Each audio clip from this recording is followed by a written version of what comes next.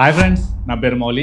మీరు చూస్తున్నారు Mouli tech in Telugu. మనకి ఇంట్లో బ్రాడ్బ్యాండ్ వాడుతున్నప్పటికీ లేదంటే ఎయిర్ ఫైబర్ గానీ ఏదైనా వైర్లెస్ కనెక్షన్స్ యూజ్ చేస్తున్నప్పటికీ కూడాను చాలా టైమ్స్ మనకి డిస్కనెక్ట్ అవుతూ ఉంటుంది. మనకి వైర్లెస్ కనెక్షన్స్ యూజ్ చేస్తున్నప్పుడు ఏదైనా ఎక్స్ట్రీమ్ వెదర్ కండిషన్స్ ఉండేటప్పుడు మనకి సిగ్నల్స్ డ్రాప్ అవడం కానీ లేదంటే స్పీడ్స్ అప్ అండ్ డౌన్ అవడం జరుగుతుంటుంది. అదే బ్రాడ్బ్యాండ్ సర్వీసెస్ విషయానికి వస్తే ఎప్పుడైనా మధ్యలో మనకి ఇది ఆప్టికల్ ఫైబర్ తో వస్తుంది కాబట్టి మధ్యలో ఏదైనా కేబుల్ కట్ అయింది అనుకోండి, మనకి ఆల్మోస్ట్ 10 to 15 days వరకు కూడాను కొన్నిసార్లు ఇంటర్నెట్ వచ్చే అవకాశం ఉండదు. బట్ దీనికి సొల్యూషన్ గా మన ఇండియాలో ఒక రెవల్యూషనరీ టెక్నాలజీ అయితే రాబోతుంది. ఇదే మనకి హైబ్రిడ్ బ్రాడ్బ్యాండ్. సో అసలు హైబ్రిడ్ బ్రాడ్బ్యాండ్ అంటే ఏంటంటే 2 కనెక్షన్స్ కలిపి మనకి ఒక కనెక్షన్ గా రావడం జరుగుతుంది. లైక్ సాటిలైట్ ఇంటర్నెట్ మనకి ఫ్యూచర్ లో రాబోతుంది కదా. సాటిలైట్ ఇంటర్నెట్ ప్లస్ మనకి ఏదైతే బ్రాడ్బ్యాండ్ సర్వీసెస్ ఆప్టికల్ ఫైబర్ తో వచ్చే బ్రాడ్బ్యాండ్ సర్వీసెస్ ఉంటాయో ఈ రెండు మిక్స్ అయ్యి మనకి ఒకే కనెక్షన్ తో రావడం జరుగుతుంది.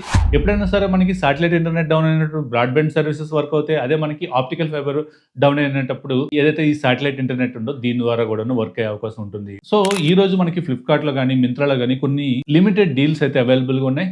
ఈ ఆఫర్స్ కనుక మీకు కావాలనుకుంటే ప్రొడక్ట్ ట్యాగ్స్ లో యాడ్ చేసి ఉంచుతాను. అక్కడి నుంచి మీరు ఈజీగా చెక్ చేయండి. ఇట్లాంటి మోర్ డీల్స్ కోసం మన టెలిగ్రామ్ ఛానల్లో జాయిన్ అవ్వండి. మౌలి టెక్ డీల్స్ అని ఉంటుంది, లేదంటే డిస్క్రిప్షన్ లో లింక్ ప్రొవైడ్ చేస్తాను. అక్కడ నుంచి ఈజీగా చెక్ చేయండి.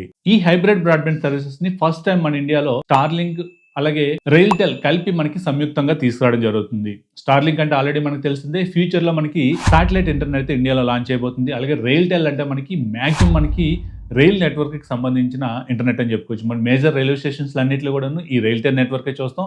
ఏదైతే మనకి రైల్వే స్టేషన్స్ ఉంటాయో ఆ ఉన్న ప్రతి ఒక్క ఊర్లో కూడా రైల్టెల్ సర్వీసెస్ అయితే మనకు అందుబాటులో ఉన్నాయి. ఆల్రెడీ మనకి 5G ఎస్టాబ్లిష్ అయింది. చాలా వరకు బ్రాడ్బ్యాండ్ సర్వీసెస్ ఉన్నాయి. బ్రాడ్బ్యాండ్ సర్వీసెస్ అన్ని కూడా మనకి సిటీస్ లో మాత్రమే అవైలబుల్ గా ఉన్నాయి. రూరల్ ఏరియాస్ లో ఉంటారు. రూరల్ ఏరియాస్ వరకు అయితే బ్రాడ్బ్యాండ్ సర్వీసెస్ అయితే రాలేదు. అలాగని చెప్పేసి మనకి ఏదైతే ఈ సాటిలైట్ ఇంటర్నెట్ ఉందో ఈ సాటిలైట్ ఇంటర్నెట్ ని మనం రూరల్ ఏరియాస్ లో పెట్టుకోవాలనుకున్నట్లయితే రీసెంట్ గా మనం చూసుకున్నట్లయితే ఒక కనెక్షన్ కి పర్ మంత్ 8,600 రూపీస్ అని చెప్పేసి వీళ్ళు రివీల్ చేయడం జరిగింది. సో అది ఎంతవరకు ఉంటుంది అనేది కదా తెలియదు. బట్ సాటిలైట్ ఇంటర్నెట్ అనేది ఖర్చుతో కూడుకున్న పని. బట్ ఏదైతే ఇప్పుడు ఈ టెక్నాలజీ వస్తుందో ఈ టెక్నాలజీ కూడా వాళ్ళు రెండు కలిపి యూజ్ చేయడం వల్ల మనకి కాస్ట్ ఎఫిషియన్సీ కూడా రావడం జరుగుతుంది. సో ఇది మనకి 2 టైప్స్ లో వర్క్ అవడం జరుగుతుంది. టైప్ 1 వచ్చేసరికి మనకి ఎవరైతే కస్టమర్ ఉంటారో కస్టమర్ ఇంటి పైన ఒక టవర్ లాంటిది పెట్టి టవర్ నుంచి మనకి ఇంటర్నెట్ అయితే రన్ చేయడం జరుగుతుంది. అట్ ద సేమ్ టైం మనకి ఆప్టికల్ ఫైబర్ కూడాను సేమ్ నెట్వర్క్ కి కనెక్ట్ అవ్వడం జరుగుతుంది. ఎప్పుడైనా సరే మనకి సాటిలైట్ ఇంటర్నెట్ డౌన్ అయితే ఆప్టికల్ ఫైబర్ కనెక్ట్ అవుతుంది. అలాగే ఆప్టికల్ ఫైబర్ కనుక డౌన్ అయినట్లయితే సాటిలైట్ ఇంటర్నెట్ కి అయితే కనెక్ట్ అవుతుంది. సో ఏదైతే ఈ మోడల్ ఉందో ఈ మోడల్లో కొంచెం కాస్ట్ ఎక్కువనే ఉంటుంది. బట్ సెకండ్ మోడల్ ఏదైతే ఉందో ఇది చాలా కాస్ట్ ఎఫిషియన్సీ ఉంటుంది. ఇందులో మనం చూసుకున్నట్లయితే అప్రాక్స్గా 200 MBps స్పీడ్ని వీళ్ళు 299 రూపీస్కే స్టార్ట్ చేయబోతున్నారని చెప్పేసి ఆల్రెడీ మనకి న్యూస్ అయితే వస్తుంది. ఇక్కడ ఏం చేస్తారంటే ఏదైతే మీకు ఒక ఊరు కానీ లేదంటే ఒక రిమోట్ లొకేటెడ్ ఏరియాలో వీళ్ళు ఒక టవర్ని అయితే అరేంజ్ చేయడం జరుగుతుంది. ఈ టవర్ మనకి సాటిలైట్కి అయితే కనెక్ట్ అవ్వడం జరుగుతుంది. ఈ సాటిలైట్కి కనెక్ట్ అయిన టవర్ నుంచి సర్టెన్ ఒక 1 కిలోమీటర్ లేదంటే 5 కిలోమీటర్స్ రేడియస్ వరకు కూడాను కేబుల్స్ రన్ చేస్తారు. సో దీనివల్ల ఏమవుతుంది, ఒక సాటిలైట్ రిసీవర్తో మనకి చాలా వందలాది కనెక్షన్స్ ఇవ్వచ్చు. సో దీనివల్ల మనకి కనెక్షన్ కాస్ట్ అనేది చాలా వరకు తగ్గుతుందని చెప్పుకోవచ్చు. సో ఆల్రెడీ మనం చూసినట్లయితే స్టార్లింక్ మనకి చాలా వరకు సాటిలైట్స్ని స్పేస్లోకి అయితే రన్ చేస్తుంది. ఏదైతే మనకి ఈ రైల్టెల్ ఇంటర్నెట్ ఉందో ఇది కూడాను మనకి టోటల్గా ఓవరాల్ ఇండియా మొత్తం 67,000 కిలోమీటర్స్ అయితే ఇది కవర్ అవడం జరిగింది. ఇది ఒక ఇండియన్ రైల్వేకి సంబంధించిన సంస్థ అని చెప్పుకోవచ్చు. ఓవరాల్ గా ఇండియాలో 7,000 రైల్వే స్టేషన్స్ లో దీని యొక్క కనెక్టివిటీ ఉంది. సో దీనివల్ల ప్లస్ పాయింట్ ఏంటి, మనకి రూరల్ ఏరియాస్ లో ఉన్న స్కూల్స్ లో కానీ లేదంటే హాస్పిటల్స్ లో కానీ చాలా వరకు కూడా మనకి మెరుగైన సేవలు అందుకోవచ్చు.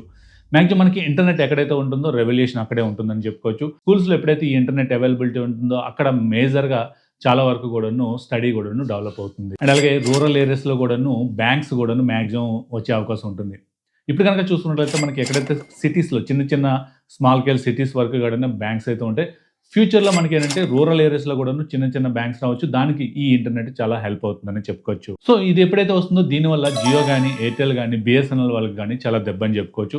ఇప్పుడు కనుక చూసుకున్నట్లయితే జియో అండ్ ఎయిర్టెల్ చాలా వరకు కూడా ఎయిర్ ఫైబర్ కనెక్షన్స్ అయితే ప్రొవైడ్ చేస్తున్నారు కదా. ఇన్ ఫ్యూచర్లో ఈ టెక్నాలజీ కనుక వచ్చినట్లయితే వీళ్ళ యొక్క ఎయిర్ ఫైబర్ కనెక్షన్స్ అనేవి తగ్గే అవకాశం ఉంటుంది. పోటీ కనుక ఉన్నట్లయితే ఏదైతే ఈ కంపెనీస్ ఉన్నాయో జియో కానీ ఎయిర్టెల్ కానీ లేదంటే ఈ స్టార్లింక్ రైల్టెల్ మధ్యలో పోటీ ఉండేటప్పుడు అల్టిమేట్గా ఎవరైతే కన్జ్యూమర్ ఉంటారో వాళ్ళకే లబ్ధి పొందుతారని చెప్పుకోవచ్చు. ఎందుకంటే ఎప్పుడైతే మనకి కాంపిటీషన్ పెరుగుతుందో వాటి యొక్క ప్రైసెస్ అనేవి డ్రాప్ అవుతూ ఉంటాయి. సో ఏదైతే ఈ హైబ్రిడ్ బ్రాడ్బ్యాండ్ ఉందో ఇది ప్రెజెంట్ టెస్టింగ్ స్టేజ్ లో ఉంది. ప్రెజెంట్ అయితే వీళ్ళు టాక్స్ అయితే జరుగుతున్నాయి. వన్స్ ఎప్పుడైతే ఇది ఫినిష్ అవుతుందో దీని యొక్క అఫీషియల్ ప్రైస్ ఎంతుంటుంది? లేతే ఇన్‌స్టాలేషన్‌కి ఏమైనా ఉంటుందా? లేతే ఎప్పటి నుంచి అవైలబిలిటీ ఉంటుందని డీటెయిల్స్ అయితే రాబోతున్నాయి.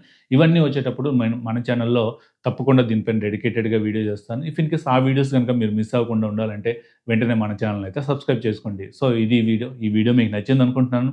నచ్చినట్టయితే లైక్ చేయండి, షేర్ చేయండి. అలాగే మన ఛానెల్ ఇంకెవరైనా సబ్స్క్రైబ్ చేయకుండా చూస్తున్నట్టయితే సబ్స్క్రైబ్ చేయండి. Thank you. This is Mouli signing off.